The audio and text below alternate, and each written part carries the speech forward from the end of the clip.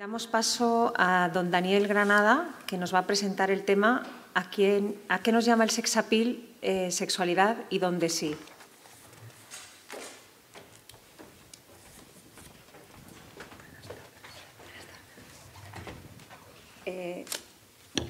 Don Daniel es sacerdote diocesano de la Archidiócesis de Zaragoza, en España. Es doctor en Teología por el Pontificio Instituto Juan Pablo II de Estudios para el Matrimonio y la Familia, profesor de Teología Moral Fundamental en la Universidad de Navarra y profesor de Moral de la Persona en el Centro de Estudios Teológicos de Aragón, en Zaragoza. Ha combinado su actividad docente y académica con su labor pastoral como párroco en diversas parroquias de su archidiócesis y como delegado pastoral familiar de la misma. Ha sido profesor y director académico del Pontificio Instituto Juan Pablo II de Estudios para el Matrimonio y la Familia y actualmente dirige el máster de Pastoral Familiar de dicho instituto.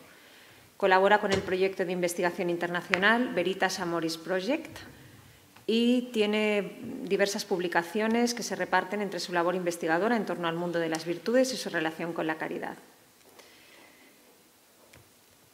Pues damos paso a su presentación. Muchas gracias.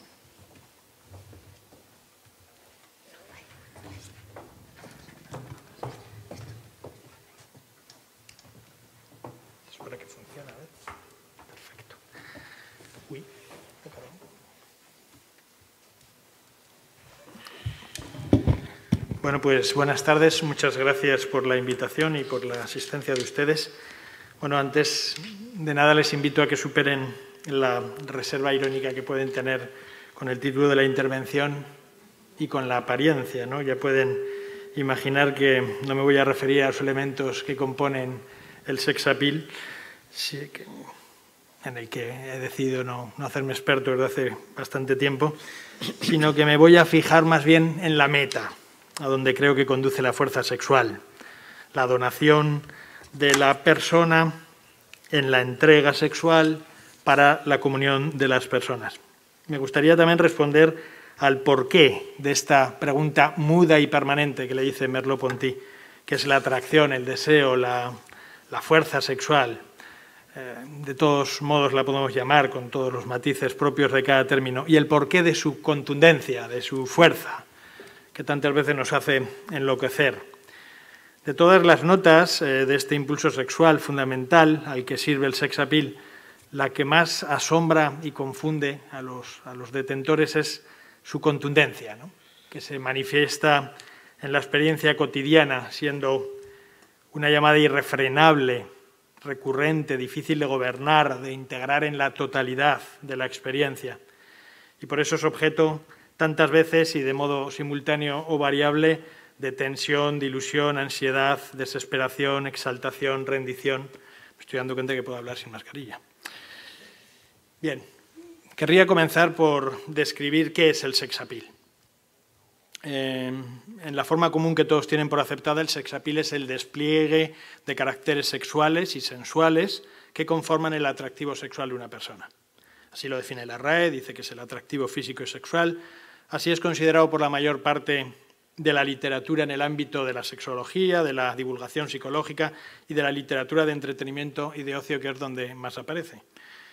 Pues bien, mi premisa de partida es que esta consideración del sex appeal nace de una reducción cultural y de una reducción de su comprensión, de la reducción de la comprensión de la sexualidad. Por eso Karol Wojtyla, en uno de los libros de referencia de esta comunicación, mostraba específicas reticencias a la hora de referirse a este término anglosajón en el discurso educativo y en el discurso filosófico, porque también para él estaba demasiado circunscrito, o casi de modo exclusivo, al terreno de la excitabilidad sexual, de la sensualidad. Por eso dirá que esta idea del sex appeal no puede ir demasiado lejos si solo va a incluir pues esta autosuficiencia de los valores sexuales, esta independencia de los valores de la atracción sexual. Bueno, yo me quiero fijar, por lo tanto, en la otra parte, en la parte de la expresión que reclama la dimensión más humana, en la parte de llamada, de appeal, en la parte de vocación, incluso, hasta hasta la posibilidad de decir que la sexualidad es una vocación. Desde luego, su vocación no es la satisfacción instintiva. Creo que es un hecho que no se pueden considerar de modo independiente los valores sexuales de una persona cuando se los reduce a esta conveniencia sexual, algo que nos interesa o algo a lo que estamos cercanos. No es precisamente esta llamada eterna de la sangre, que dirán los poetas, manifestada en una predisposición constante e involuntaria a atraer a los demás, un signo de su profundidad, un signo de su sentido. ¿Acaso la llamada sexual no es una llamada de eternidad a través precisamente de la herida del impulso de la carne? Octavio Paz, el ensayista y poeta mexicano fallecido en los años 80, habla en su libro La llama doble, que es un ensayo filosófico literario acerca del amor y del eros, de cómo este fuego original, la sexualidad, levanta la llama roja del erotismo. Y esta, a su vez, sostiene y alza otra llama, azul y trémula, la del amor. Erotismo y amor, la llama doble de la vida.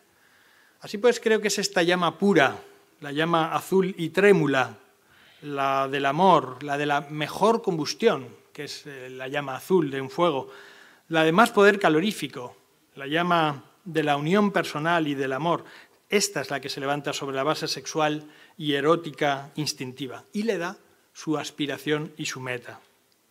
Yo creo que cualquier joven bien intencionado y sensato entonces suspira por controlar este fuego devorador que tantas veces le ha dejado abrasado, frío, apagado, y anhela con alcanzar la llama azul, la combustión perfecta de su sexualidad, y poder llegar así a expresar precisamente con la vitalidad sexual y con el lenguaje de la carne la verdad de un amor verdadero y grande.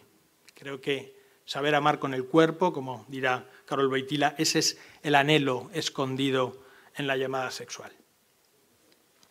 Son muchos los autores que en el terreno de la antropología y de la moral, que es el fundamento especulativo de los conocimientos científicos sobre los que conversaremos estos días, parten de un modo aceptado de esta unidad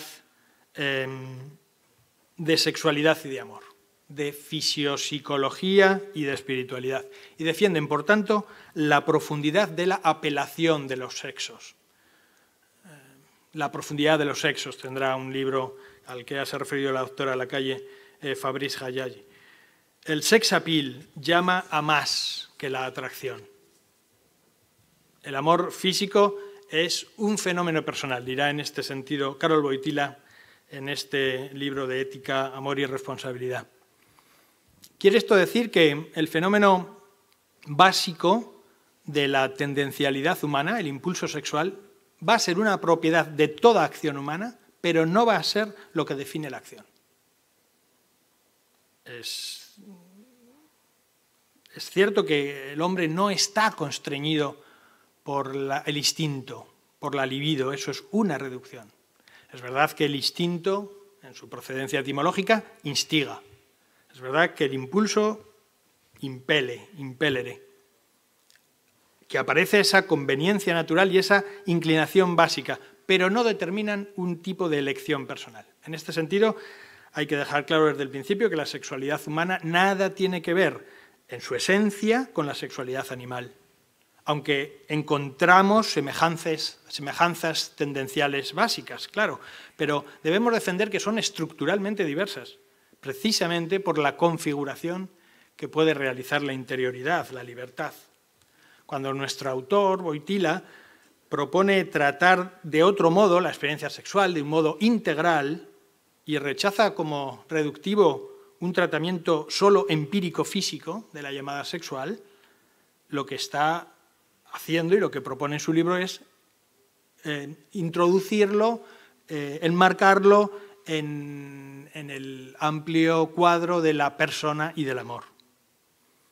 Entonces dividirá su estudio en un análisis metafísico, en el que hablará de los diversos niveles de la atracción, hay diversos niveles de atracción personal, hablará de un análisis psicológico, donde incluirá las diversas manifestaciones emotivo-afectivas que siempre están ligadas a la atracción sexual, y solo entonces propondrá una reflexión ética. De este modo, se puede demostrar cómo el fenómeno tendencial de la atracción y de la incitación sexual es configurado interiormente, de un modo personal, y cómo no se da en la forma simple de la conveniencia natural, a no ser que lo estemos sometiendo a una mutilación. Entonces sí, se puede concebir simplemente como una cuestión física. Creo que queda claro este primer paso que he querido dar. Wojtyla da a este sentido del impulso sexual, más allá de lo biológico, el título de existencial, el valor existencial de la sexualidad, con una significación abarcante, global, mayor que la satisfacción sexual, incluso que la procreación, y que incluye todo el orden de las finalidades humanas, el sentido de la sexualidad, que logran hacer de la existencia como un todo algo logrado y planificante. De esta superación del sex appeal como instinto o libido me gustaría sacar dos conclusiones. Primero, que no hay una forma instintiva genérica de llamar a la persona a través del sexo. No se da una mera atracción sexual física. Cada persona es atraída de modo personal e individual, existencial, dirá Wojtyla, ¿verdad? Donde los valores sexuales que provocan el impulso y que quizás configuran una primera forma del deseo, se reciben junto con otros factores.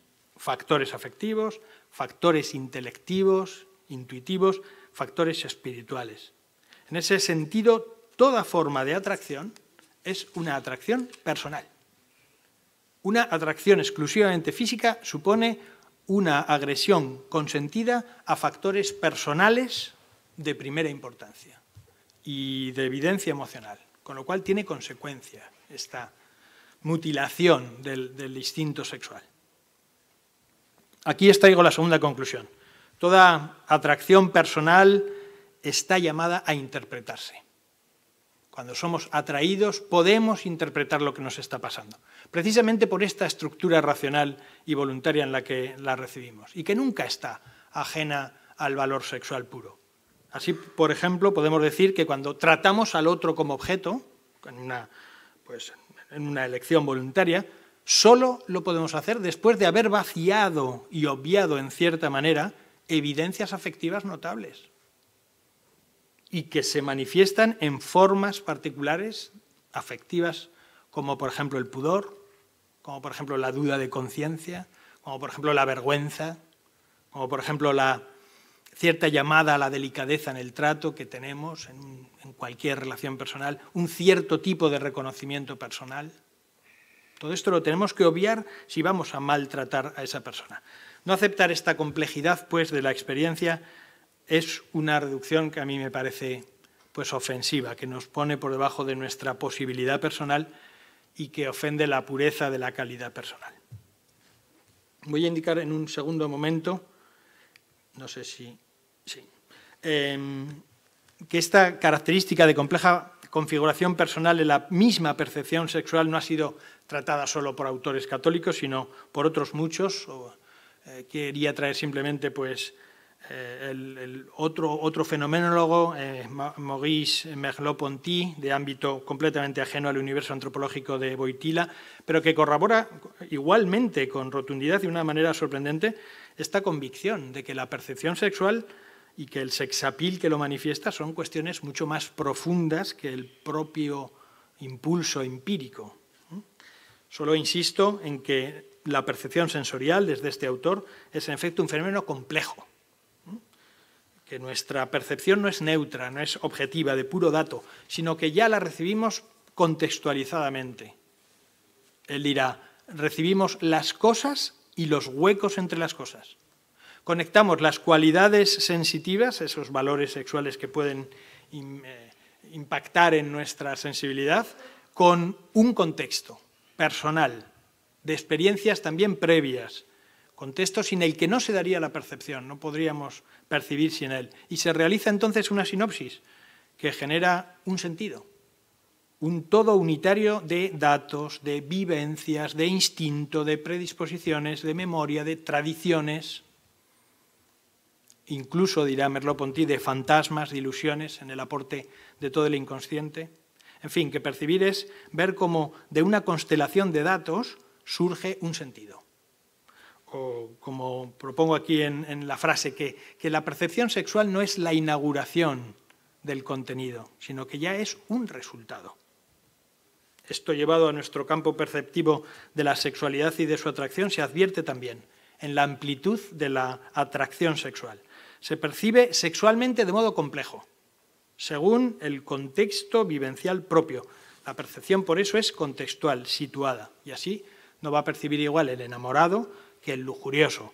No va a percibir igual el que quiere una relación personal como don o el que la percibe como llamada vocacional o como el que ha separado ideológica y previamente dimensiones de esta experiencia. No lo va a percibir igual. Aquí se puede aplicar el axioma de Aristóteles. Según cada uno es sexualmente, así se le aparecerá el fin sexual.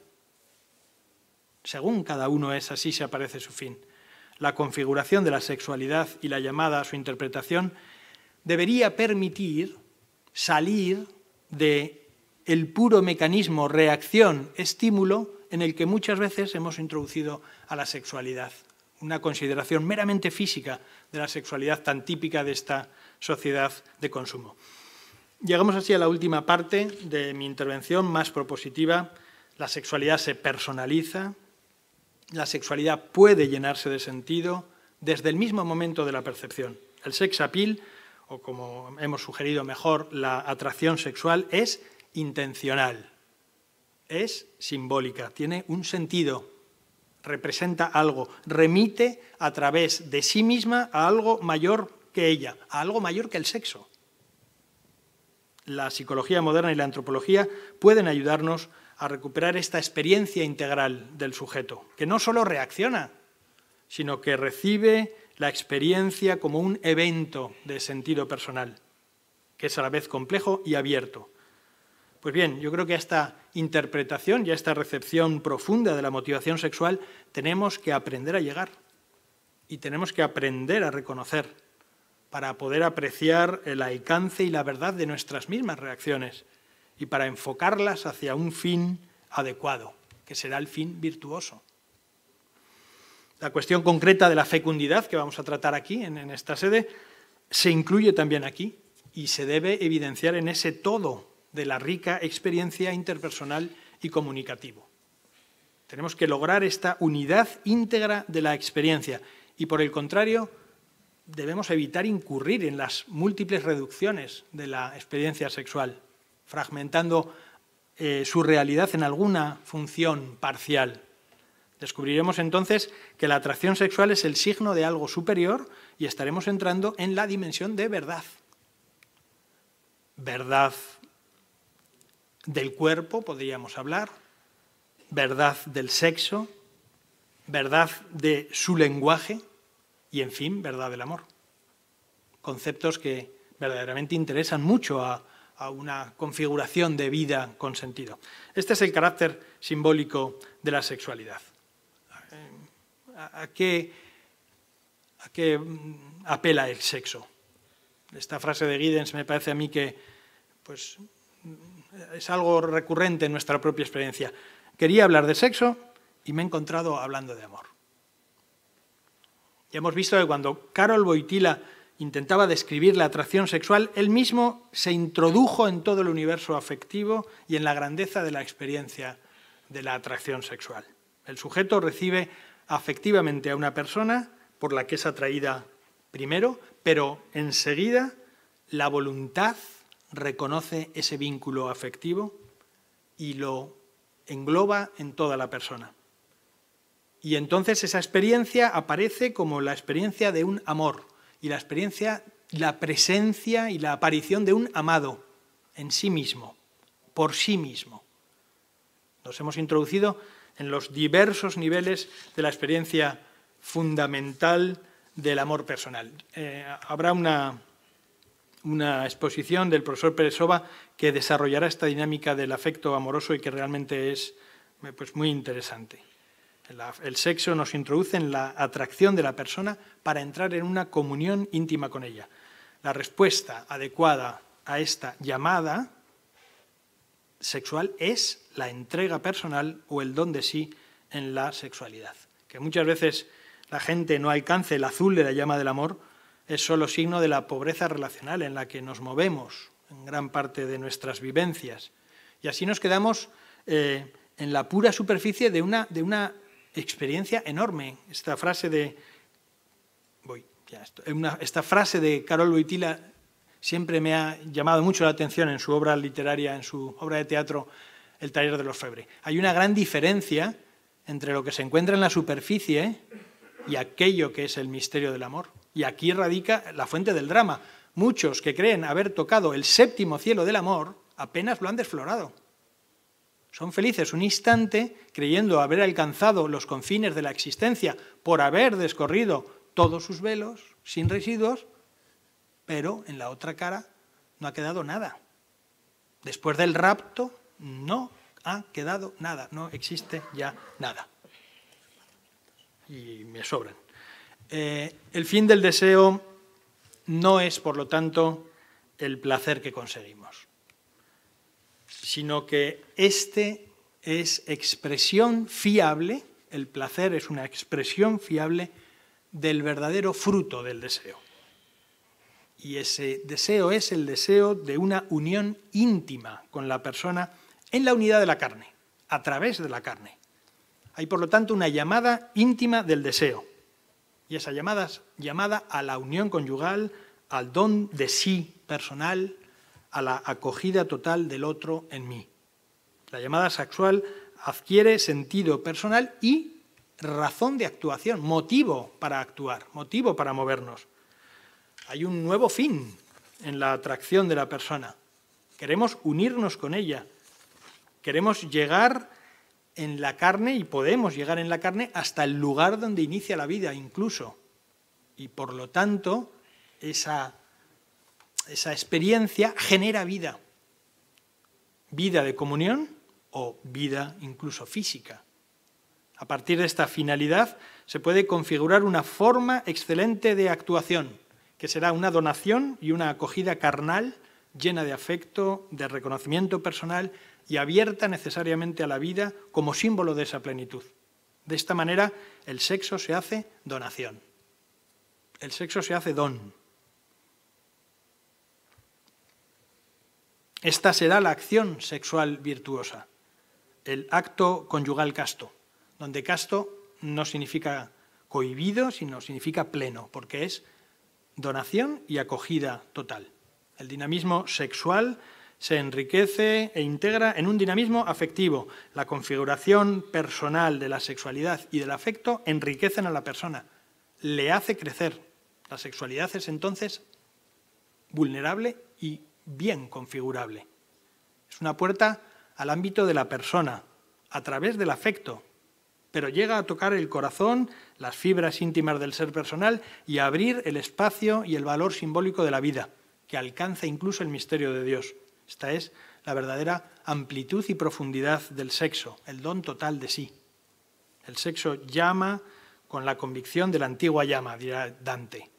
Llama con todos los recursos de la naturaleza, llama con la vibración de la sangre, con el ímpetu del instinto, pero llama tanto porque debe llevar al sujeto, también incluso en el aprendizaje, en la frustración y en la insatisfacción, que son formas del camino pues, del descubrimiento del fin de la sexualidad, al anhelo de su cumplimiento. Quizás no es muy fácil advertir en una sociedad tan fragmentada que hasta el interesado y pobre sexapil con el que habíamos comenzado, lo que estaba reclamando con su inextinguible llama era el estupor de un misterio que va mucho más allá del éxtasis carnal. Pero me parece a mí que esto constituye para todos un gran reto educativo y social. Pues muchas gracias.